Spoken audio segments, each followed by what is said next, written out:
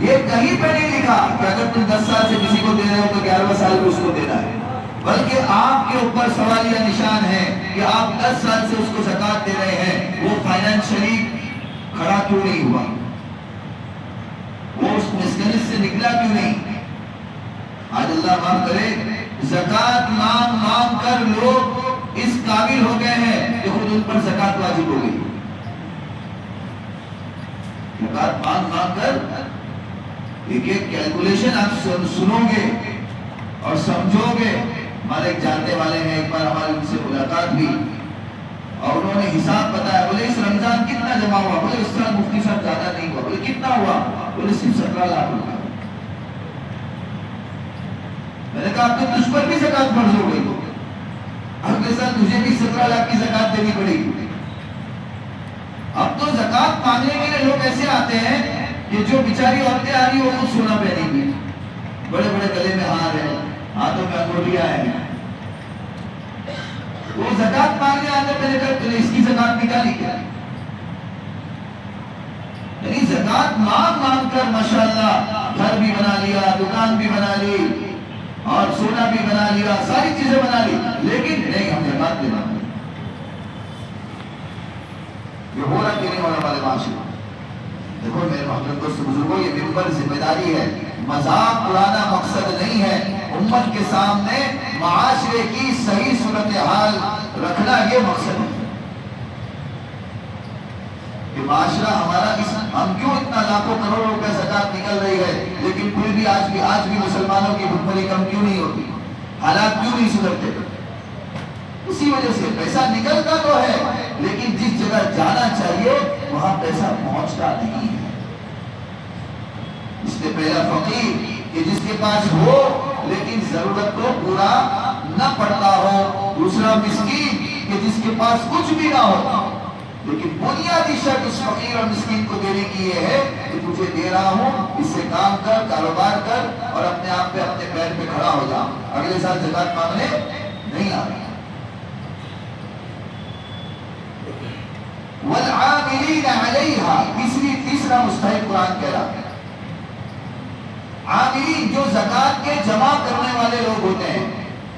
جب اسلامی جمہوری اسلامی نظام کے اندر جب بیت المال کا نظام ہوا کرتا تھا تو اس وقت زکوٰۃ وصول کرنے والے، کلیکشن کرنے والے، جیسے اپنے آپ پہ کلیکشن سینٹر ہوتے نا، تو ویسے لوگ ہوا کرتے تھے جو خلیفہ مسلمین جو ہے ان کو جو ہے اپوائنٹ کیا کرتا تھا کہ تم زکوٰۃ وصول کرنے والے۔ اب وہ کیا کرتے تھے، وہ لوگوں کے گھر جاتے تھے اور لوگوں کے گھر جا کر اس کا پورا حساب کتاب لکھتے تھے، بھائی کتنا آیا۔ جیسے ہمارے یہاں پہ جو سی اے کام کرتا ہے، اکاؤنٹنٹ کام کرتا ہے کہ سال میں اس کو انکم ٹیکس بھرنا ہے 31 مارچ سے پہلے، تو کیا انکم ہوئی، کیا آؤٹ ہوا اور پھر کیا بچا اور اس پر تمہارا کتنا ٹیکس لگتا ہے، تو وہ اس کا پورا حساب کر دیتے اور پورا حساب کرنے کے بعد میں اس کو بتا دیتے کہ اس سال تمہارے اوپر اتنی زکوٰۃ فرض ہے۔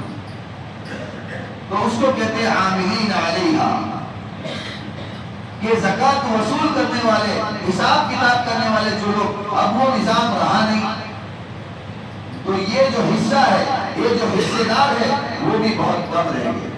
ابھی بھی جہاں مملکت اسلامی ہے، جو اسلامی قوانین کے ساتھ جو بینک کام کرتے ہیں، جو اسلامی قوانین کے ساتھ جن ملکوں میں نظام چلتا ہے، وہاں پر یہ لوگ زکوٰۃ وصول کرنے والے لوگ وہاں پر موجود ہیں۔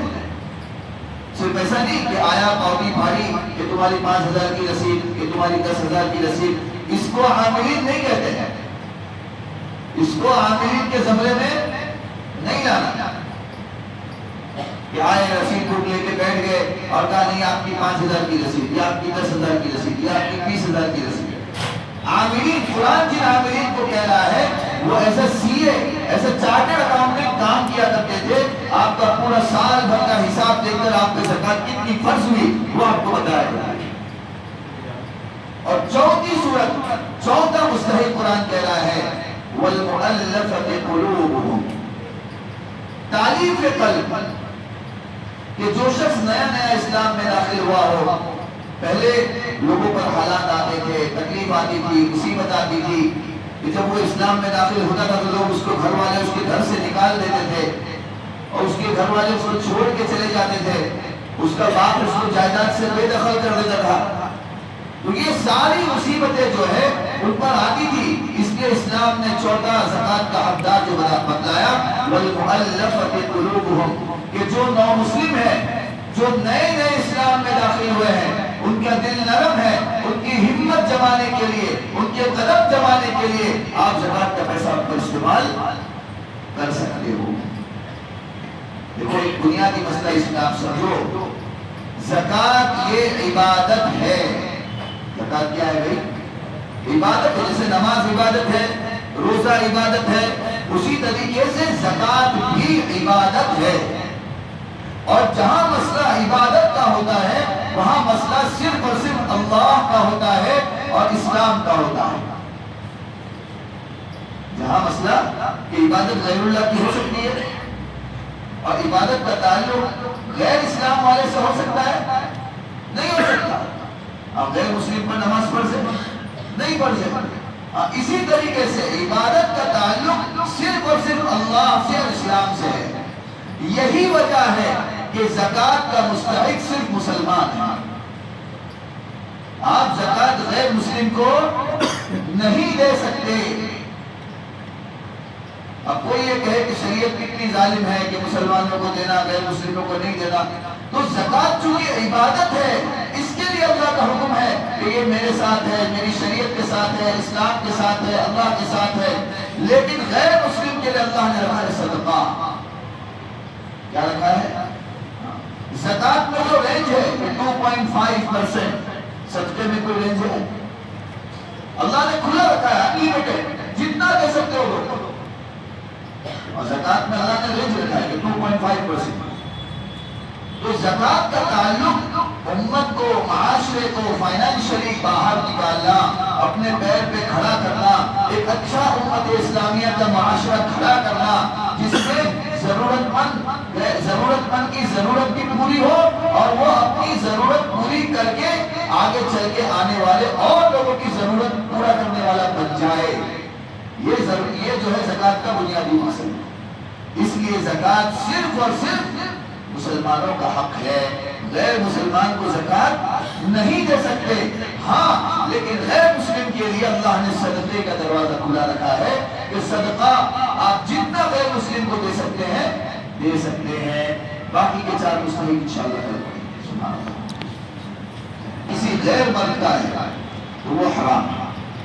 جو لوگ انجیکٹ کرتے ہیں IVF میں تو وہ اگر ہو سکتا ہے بعض مرتبہ یہاں پر آج کے لیے بہت بڑا بزنس چلا ہے، بڑی بڑی کمرشل کمپنیاں جو ہے نا دنیا میں لوگوں کو ڈھونڈ رہی ہے کہ کس مرد کے اندر زیادہ لڑکے پیدا کرنے کی طاقت ہے، اور اس کا نطفہ جو ہے باقاعدہ پیسہ دے کر خریدا جا رہا ہے۔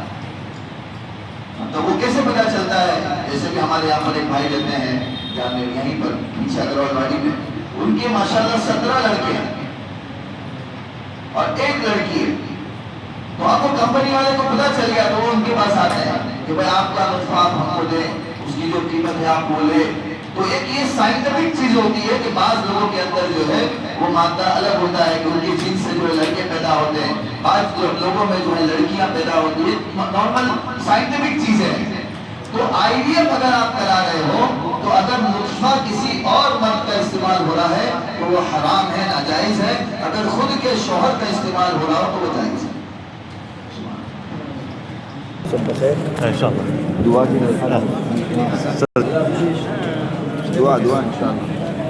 السلام علیکم۔ Thank you. جی السلام علیکم۔ یہ ہمارے سفیان انس صاحب جی، السلام بہت علیکم۔ بہت شکریہ، جزاک السلام علیکم۔ دعا کی درخواست۔ انشاءاللہ تھینک یو۔ آپ سے بھی دعا۔ السلام علیکم۔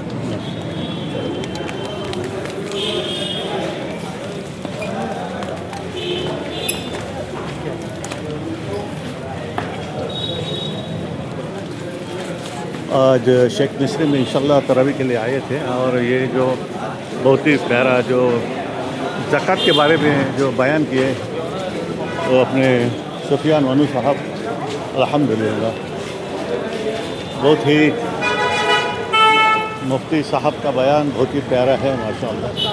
اللہ ہر طرح سے نوازے, جزائے خیر دے انشاءاللہ. آج ہم لوگ حاجی اسماعیل حاجی الانا سنٹوریم ماشاءاللہ آئے تھے ممبئی میں. الحمدللہ یہ شیخ مصری کا جو ایریا ہے ماشاءاللہ,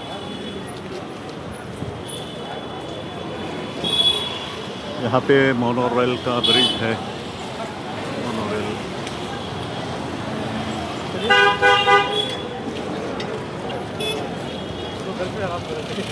جاوید بھائی السلام علیکم. یہ ہمارے جاوید صاحب ساتھ سے ماشاءاللہ بہت ہی اچھا بیان دیے سفیان ونو صاحب. کیا بولتے جاوید بھائی؟ 11واں روزہ ہو گیا, 12ویں تراویح کے بعد آج ممبئی میں آ گئے انشاءاللہ. ہمارے وہی صاحب بھی آ رہے ہیں.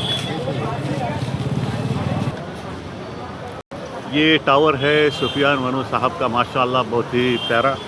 اور یہاں کے یہ نگر سیوک ہے بہت سالوں سے, ان کے والد صاحب بھی. تو یہ سلوٹ ہے ان کو, ویلکم ہے ہر ہمیشہ.